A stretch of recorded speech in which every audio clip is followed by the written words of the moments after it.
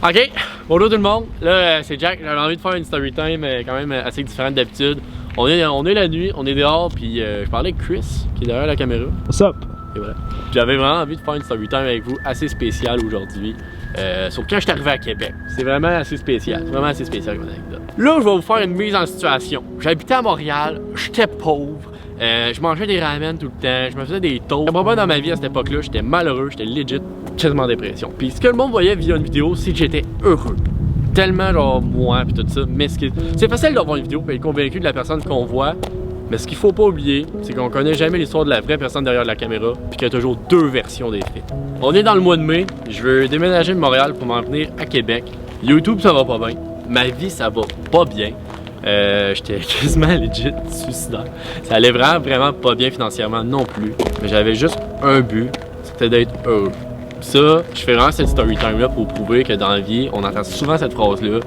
Tout est possible quand on croit en soi, c'est vrai. Puis je dis pas que en ce moment je vis fucking bien, mais au moins je suis la personne beaucoup plus heureuse que j'étais avant. Ça c'est grâce à vous, uniquement grâce à vous. Puis je vous aime, vous êtes ma famille des chacals, bien sûr. On est dans le mois de mai, là je me demande dans ma vie qu'est-ce que je fais.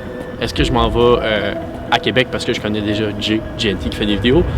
Est-ce que je suis prêt à un nouveau départ et tout ça? J'étais complètement perdu, j'avais pas d'argent, j'avais rien du tout. J'avais même plus de caméra. J'ai vendu tout à Montréal juste pour pouvoir me payer le déménagement puis du pain en arrivant à Québec. C'est même pas des blagues. C'est pas ça pour faire pitié cette vidéo-là. Je me suis juste rappelé de cette anecdote-là puis je me suis dit c'est fou comment tout un mode de vie peut changer en si peu de temps. Là, je me réveille un matin, je suis comme ok, je commence à checker des apparts pour Québec.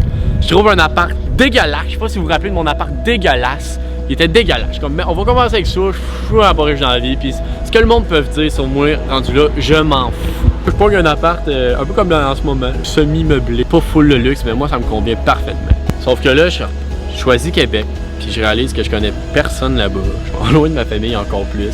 Je connais personne, puis surtout la chose la plus essentielle de ma vie, mes vidéos allaient pas bien. Je sais même pas ce que je vais en faire à Québec. S'il faut que je me trouve un petit job sur le side, où ça va marcher. Fait que là, je tombe en questionnement intense. Qu'est-ce que je fais rendu à Québec? Puis là, je me suis juste focusé sur une affaire. Je dis, je veux que mes vidéos fonctionnent. Je me suis dit ça non-stop. Je me suis dit, je vais aller à Québec. Mes vidéos vont marcher. Même si j'ai fucking 2000 vues, je ferai pas ça pour les vues, ça va marcher. Mon contenu va être meilleur, ça va marcher. J'étais tellement genre down à ce que ça marche. Pas ça pour me la péter vraiment pas encore une fois. Juste vous prouver que quand on veut, on peut. Puis je suis vraiment fier à ce temps de repenser à tout ça puis d'avoir laissé ma peur de côté. Parce que la peur, ça fait vraiment endurer plein de situations. Fait que c'est ça, je décide de déménager à Québec, sauf que je réalise que j'ai rien dans mon compte. J'ai même pas une pièce, j'ai rien dans mon compte. J'ai une visa, que je décide d'aller vivre avec ma visa à Québec. Ça, c'est très vrai, là. J'ai pris mon premier paiement d'appart sur ma visa. J'ai mis beaucoup d'épicerie sur ma visa. J'ai même mis ma première caméra de vidéo sur ma visa, les batteries. J'ai tout fait ça sur ma visa. Puis au départ, ça marchait pas super bien. Je voulais tellement les affaires marchent que j'ai fait bien l'erreur de tout le monde. J'en mettais trop. Puis t'écoutes ça aujourd'hui, puis sérieusement, mon grand Christophe, ça sort mal.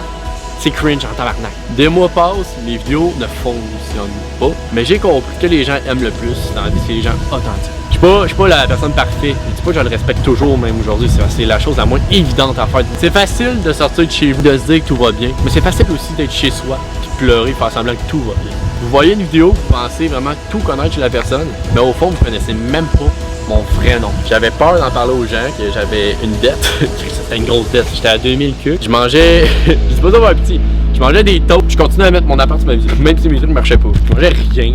C'est sûr qu'à m'emmener, quand YouTube ça a commencé à mieux aller, j'ai pris du poids. Hein. Tout le monde a remarqué, j'ai mangé bien de la petite. Combien? Est-ce que tu veux dire combien? Ah, j'ai pris du poids. Beaucoup de gens, c'est dans la vie que je fais des lives tout le temps pour du matériel vidéo. Puis c'est vraiment le cas, c'est pour du matériel vidéo. Vous voyez la qualité, vous voyez tout ça. Mais à ce moment-là, j'avais fait un live pour expliquer la situation, que j'avais mis beaucoup de trucs sur ma visa pour du matériel vidéo, entre autres, comme la caméra, les batteries, la lampe à l'époque, il y avait le trépied, j'avais mis beaucoup de trucs sur ma visa. Et donc, mon appartement, j'avais expliqué la situation, que mon appartement, ben je l'avais mis sur ma visa, j'avais pas d'argent, puis YouTube, ben ça payait pas. Je me rappelle, dans le même live, il y avait des gens qui ont donné, il y a une personne qui a donné formidable, 1000$ de dons en un live, comprenait la situation. Moi, cet argent-là, j'étais mal à l'aise d'accepter. La personne, elle avait 40 ans. Vous pouvez se le permettre, là. Ça me touche de savoir qu'il y a des gens qui veulent comprendre la situation que je vivais, puis que je voulais pousser ma passion le plus possible. J'avais des jobs que je détestais. Je me punchais une job, je n'aimais pas le travail, je n'aimais pas la personne que j'étais devant le miroir, je m'aimais pas, tout simplement. Puis pourquoi je fais cette vidéo-là, c'est qu'en ce moment, je m'aime. C'est le plus beau feeling que j'ai pu avoir, puis je trouve ça vraiment important d'être devant la caméra pour vous remercier. Parce que c'est pas tout le monde qui a cette chance-là, puis je suis conscient de la chance que j'ai, que YouTube, ce soit mon travail en ce moment. La chance que j'ai d'avoir des abonnés comme vous, les chacals, des personnes fidèles. Fait que cette personne-là a donné non seulement 1000$, puis d'autres gens, dans la même semaine, on a réussi à clairer cette fameuse dette. Puis j'ai jamais demandé à personne de clairer cette dette-là. J'ai pas poussé ça là. C'est des gens qui comprennent qu'il y a derrière un ordinateur, tout le travail derrière ça, tout le temps, toute la générosité, puis toute l'honnêteté, parce que j'ai été honnête dans cette histoire-là. J'ai été capable, grâce à des gens généreux, d'enlever cette dette-là. Puis je veux toujours vous remercier pour ça. Si les personnes m'entendent, merci encore. C'est le plus beau cadeau qu'on m'a offert. J'ai mangé pendant des mois des toasts. Il y a du monde pire que moi dans la vie, je le sais. Il y a du monde qui va peut-être dans même en ce moment, je le sais. Lâchez pas. Je veux vraiment retenir de cette histoire-là de jamais lâcher. J'étais à bout. Je me rappelle, avant de déménager à Québec, j'étais à bout. Parce que c'est quand même un move à faire, déménager à Québec comme ça. Tu connais vraiment personne. C'est pas ça va marcher, je l'ai fait. Je suis content de dire aujourd'hui qu'on est une famille de chacals qui écoutent ça et qui disent Chris, il l'a fait. Merci tout le monde. Tout le monde va écouter.